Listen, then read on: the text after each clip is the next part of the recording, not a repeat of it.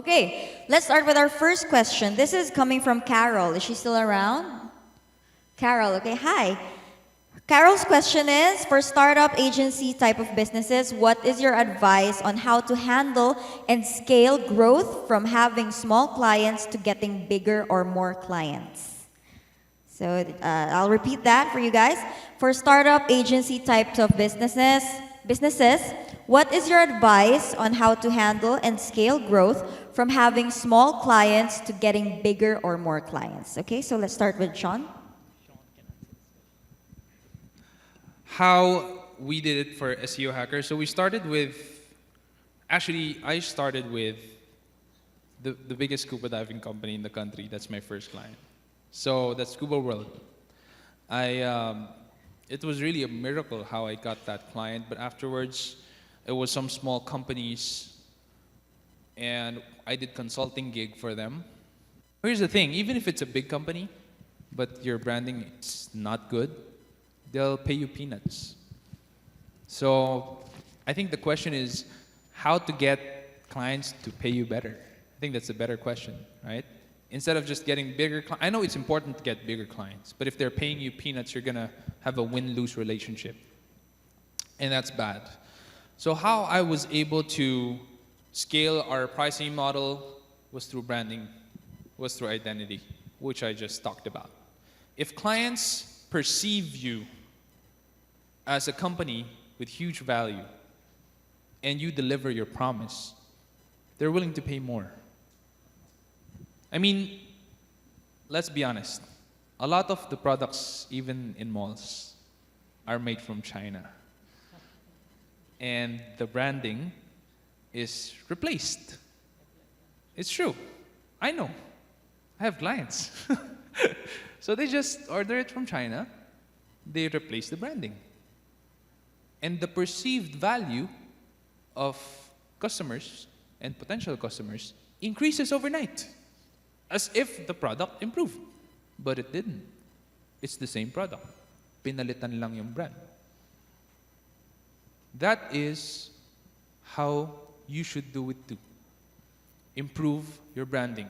You may be selling the same service, the same product, but you handle it only minutely better, 1% better, 2% better, but the perceived value of your brand is miles ahead. You can charge way more. So that's how I did it for SEO Hacker. We built our brand, we actually walked our talk, and we hit arguably the hardest keywords in the country, which are SEO keywords, because all of us SEO companies, most of us, we know each other. And the owners, we're good friends. But we compete for those keywords, right? Because it's good perceived value if we're ranking for that. So SEO Hacker, we're #1 for SEO Philippines, arguably the hardest among the bunch. And that shot my price way up. And people still get me. And if I ask the client, oh, thank you for signing the contract with me. By the way, what made you decide that it's SEO Hacker who will provide your digital marketing and SEO? Usually the client will tell me, you know you're the most expensive. Your competitors are half or 1/3 your price. But I still got you because I saw you're ranking #1. And I want to be #1 like you. That's how I did it. I think branding here plays very important role. Suppose just like a Neil Patel, I met Neil Patel in Bangkok. He charges 7-figure. If you want to work with him, he will charge you 7-figure price. If you want, so that's the kind of branding he has done. He has been featured on Forbes.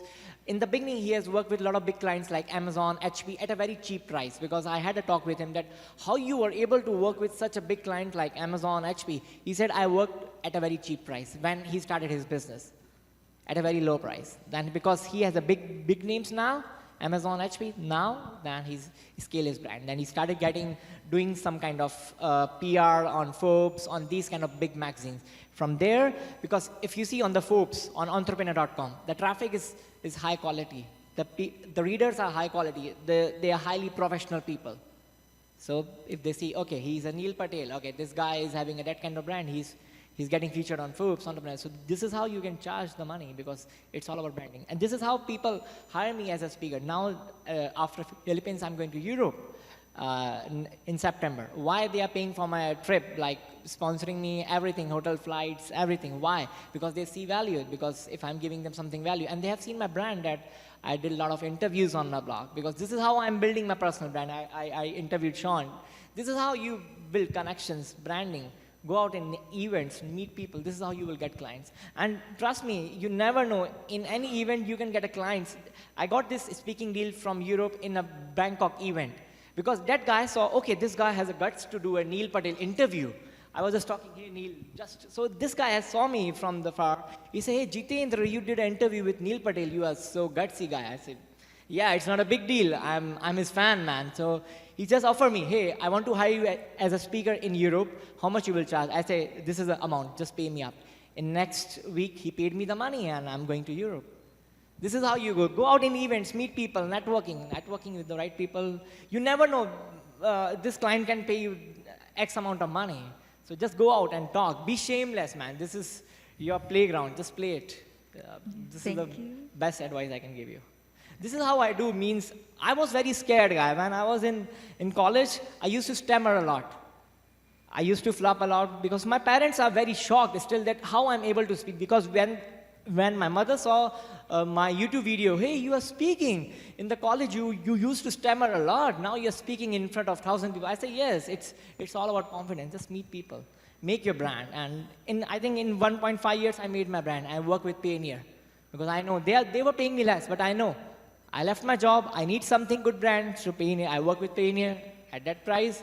And boom, it's increased my brand value. This is the best thing I can tell you. Thank you so much, Jitendra. How about you, Sir Benj? Anything to add to that?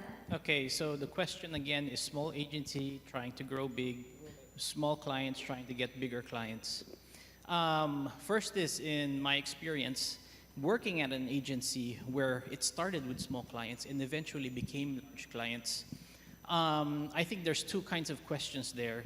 There's one about sales, how do you get them? And then there's another, if could you really handle them?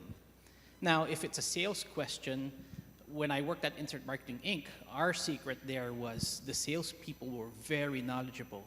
They knew how, sometimes they were even more updated than me. When some SEO news came out, I was very impressed with the sales team. They tell me what's new. They were more updated than me. They knew how things work. So when they communicated it, they had that strong product knowledge. And potential clients, prospects could feel that. They know if this guy's just fooling around. He doesn't know what he's saying. But if they really know what they're saying, the trust is there. And if they can't do it, because not all of the salespeople could do it in the very beginning, there was always a subject matter expert with them in the sales process. Because a salesperson can't really do it all the time. And then they bring the SEO person, they bring the PPC director, they bring the email director to help explain things to make sure everything is done properly. Second, once the sale comes in, could you really handle that large client? You need to scale up. And scaling up quickly sometimes becomes an operational problem. And when it's an operational problem, still standard processes, all documented. When you hire a new person, they should be easily up and running right away if your process is solid. Thank you so much, Sir Benj. And Carol, I hope that answered your question. Sorry? Okay, you have a follow-up question? Okay.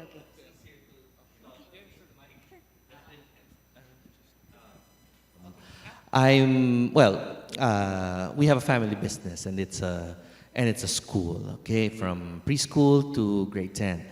Now, when we got a digital, when we ventured into getting digital marketing before, I don't know, maybe the timing was wrong. At the same time, I'm the youngest of the management, of the management committee, because most of them are in, literally senior management, which hadn't that much experience in digital marketing. So, that was probably 3 or 4 years ago. And, around 2 years ago. Anyway, My question is, let's say I was gonna go back to, we were going to venture into a digital marketing firm again. Okay, our school is still under the usual, well, at least not, some are already starting at August. We're still like June 13 or June, up to June 15 to April, late March to early April. That's how long our school year is. All right. So, what would be the one? How long should we commit to a digital marketing company, and when should we start with the SEO, with the no, actually the inputting of the keywords and what not. Yeah, so we're better prepared just in case we have to go through the whole process. The whole process. Actually, from what I've learned from this seminars, the fact that we should have focused more on the data gathering rather than the actual results of gaining enrollment. You know, so that's actually an enlightened thing I got. That's just what I found enlightening about this. But as a client, what would you recommend is a good way to determine if a digital marketing company is working for us, and when is the best time to actually look for one, or if we already found one, when they should actually do the data gathering, or let's say the digital marketing process? So education, first thing, I also might have some side comments aside from answering the question. But what is the grade level, high school, college? What is this? Is elementary, K-12? Okay. High school.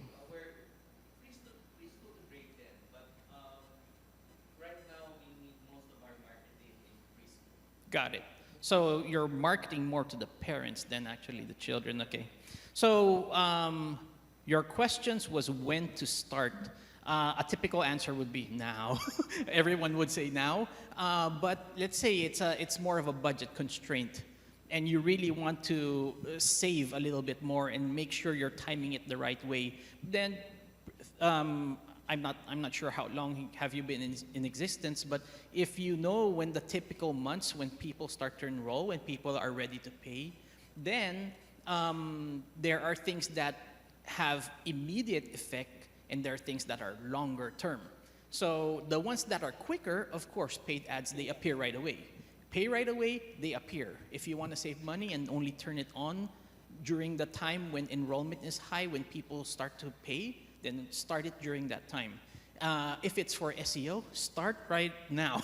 Because, yeah, it takes a while, and you have to build up the content, you have to build up the popularity, build up the brand, and so that's my thoughts on that. Same here. Means if you want to do SEO will take a lot of time. Means it will take 6 months or 1 year approximately. The keywords you want to rank for, just like preschools at Makati or preschools at Quezon City. I don't know the keywords. So the keywords. So you need to target for targeting all these keywords. It will take a lot of time. But if you want some instant things, that Google AdWords, Facebook ads are the best way to just increase your brand at that time. That you want to target the parents in the month of May. So start pushing your money in the ads. So that's the best way to get the leads. 6 months, depends on the keywords competition. I don't know, I haven't checked your keyword competition, so I cannot say it, but depends on the keywords competition. I haven't checked the Google AdWords, so I have to see the keywords, that which keywords you want to rank for it. So that's the keywords. So it depends on the competition. If the competition is low, then there are very high chances then you can rank easily. If the competition is very high, then it takes a lot of time, because SEO is not like that. You put the keyword and Google is not, yeah. Okay. Is it possible for me to add a few more? Sure. Okay. So since PPC is quick and you really want the sale, the focus of your keywords is really about enrollment. Enroll into something. Pay how much, or where could I enroll, where could I study, schools around this place. Now, SEO takes some time, and you're kind of proving yourself. You come up with content why you are a good school. You could come up with videos of your teaching techniques. All of the things you come up with may not even give a sale. And when you look at it, it doesn't even look like you're selling. But it makes you popular, it makes people talk about you, it makes people like you, link to you, and eventually it would also help out the pages that actually sell. See your competitors, what they are doing. I always see my competitors, man, what they are doing in my niche. If I want to rank for this keyword, I will see what kind of things they are doing to make their backlinks, or they are doing PPC. Spy on your competitor. That's the best way. So, actually, my main question is how long should I stick? How long should we stick to a digital marketing company to be fair to see if they give the results we want? This is with the assumption that your digital marketing company is doing ethical processes, is legitimate, and is an expert. I will work with those assumptions because it's very vague to say 1 year. If 1 year, but it's unethical and they're just, running bots and stuff, yeah. I would say 1 year is a fair chance already for you to see ample results because let's face it, not a lot of people click on ads. When you search in Google and an ad pops up as a listing, do you click on it, sir? Not really, right?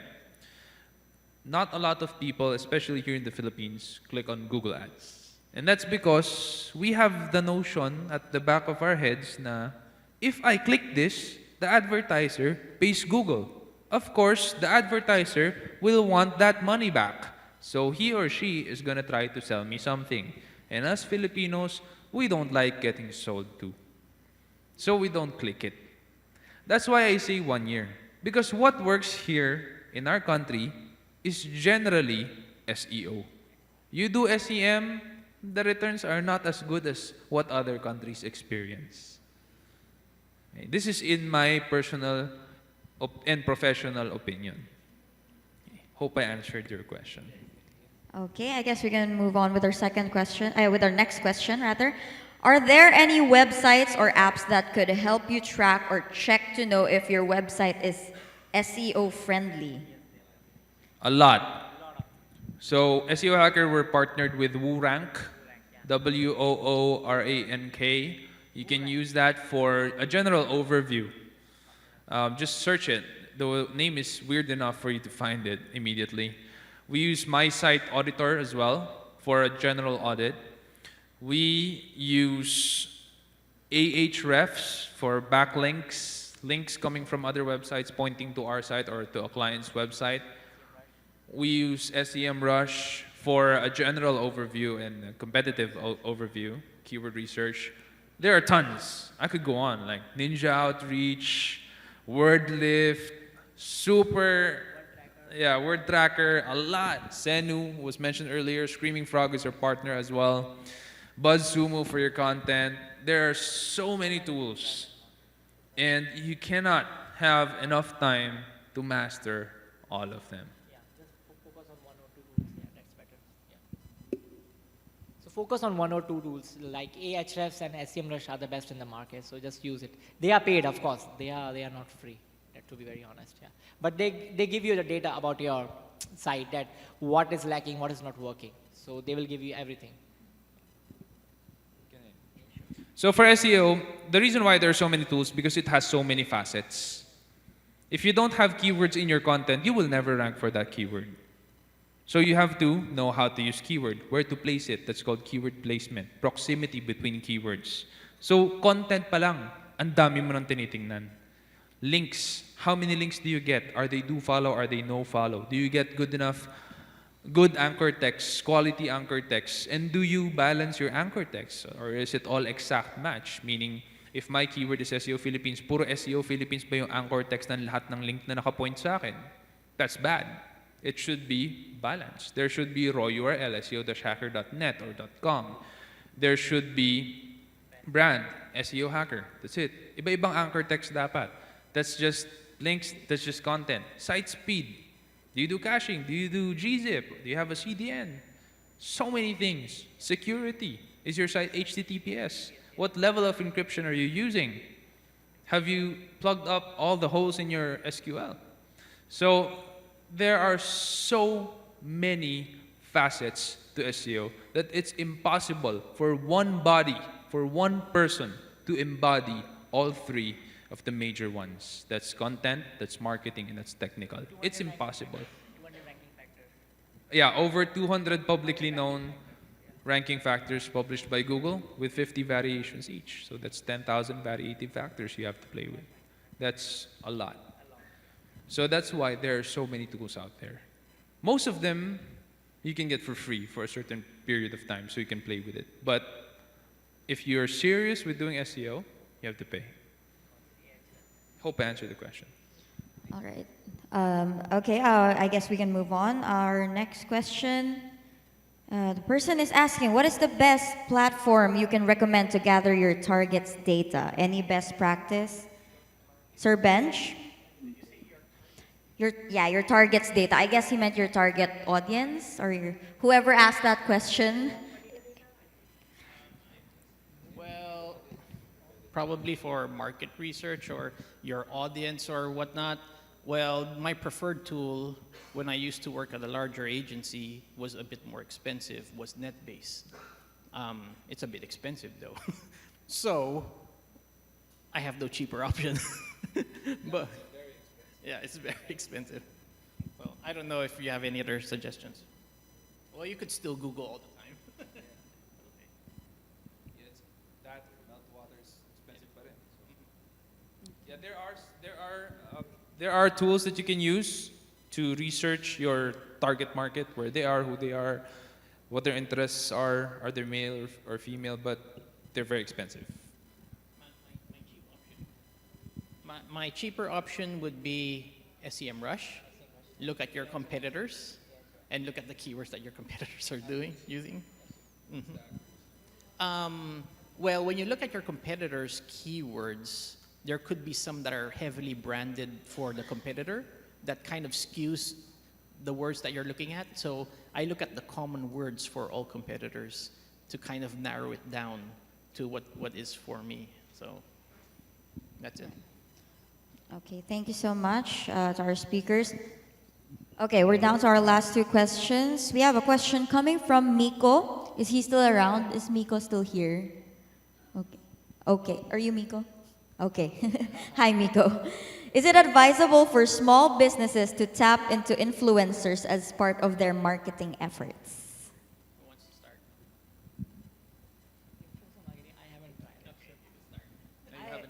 I haven't tried influencer because that is not my need right now. Okay, so we are doing influencer marketing with SEO Hackers. So we are partnered with a lot of influencers here and there, and our deal with them is we give them products, samples, free night stay, whatever, from our clientele, and they have to blog about it and give a link back to our client. We're not that strict in terms of them posting it on Instagram or on Facebook or on YouTube. We're not that strict. I don't really care about that. I know it gets a lot of views, but after a spike, it goes down. I care about my clients' rankings.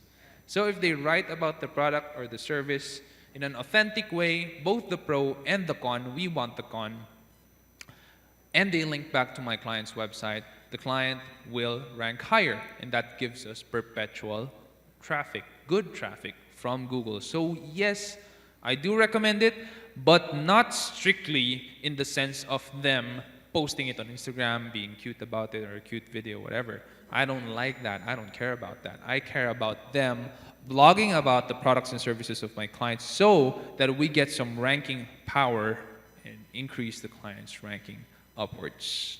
So that's how I use it for. So my experience with influencers, just from a process standpoint, is first finding where they are. There's many tools for that. You know, BuzzStream, BuzzSumo, Ontolo, and GroupHigh, Decision Point. How all of these work are usually you put in a keyword, it shows a bunch of people that usually talk about these topics. They're going to show their blogs, the publications they talk at, how many fans and followers they have, how many tweets they have, and so on. Once you find who these key people are, you try to build a relationship. What do you try to gain out of the relationship? It could be all different. They could do a product review. They could guest post for you. You could guest post on their site. You could mutually promote an infographic, depending on what the how it comes out. The more organic the relationship is, the better it is. The more straightforward it is, where I want a link, sometimes that's not as successful. So, unless they ask for a monetary thing in exchange, and sometimes it doesn't become good quality anymore. So it's kind of tricky. The long route is the most natural. Yung parang liniligawan mo na, oh, ang ganda ng site mo, ganun. But the more straightforward one is the more risky one. But it's quicker. So I prefer the more organic method. All right, for our last question, this is coming from Chris. If a startup wanted to explore email marketing on their own, what software or tool would you recommend? As a start, you want to start? Startup, you probably want to go with MailChimp or Benchmark. Aweber if you have some budget. I personally like Aweber. Why? Because it's paid at the very beginning. They don't have a free tier. And spammers don't like paying for their software. So spammers are on MailChimp and Benchmark because they get free sends and free subscriptions. So the email servers of MailChimp and Benchmark, their send rate is a little bit lower. I wouldn't say a lot lower. I wouldn't say significantly lower. I know it's just a little bit lower, but it's still lower. If you want to make sure that your email is sent on the inbox, on the primary inbox, better use Aweber, but you have to cough up some money at the get-go. That's it. Or you can try Sandy also. So a lot of ways are there, but it's expensive, but there are very high chances that your mails will reach an inbox. You don't want your mails to reach to promotion tab or these kind of tabs, because if they are in those tabs, then nobody opens those details. So that's the reason, I think. Excellent answers. They said it all. All right, I guess if our speakers no longer have anything. to- oh, sorry.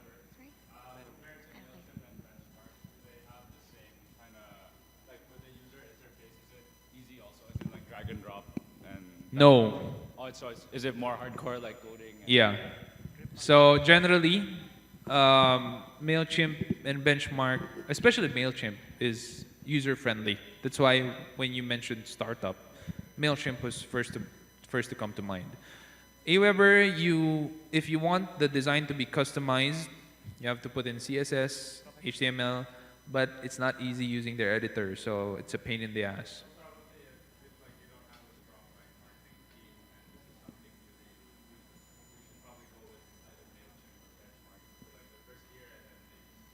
Yes. Then again, if you put a lot of design and fluff on your email, the higher the chances of it ending in promotions and social and spam. So you want to keep it as simple as possible. In fact, the emails I sent, I don't know if you got my email for this event.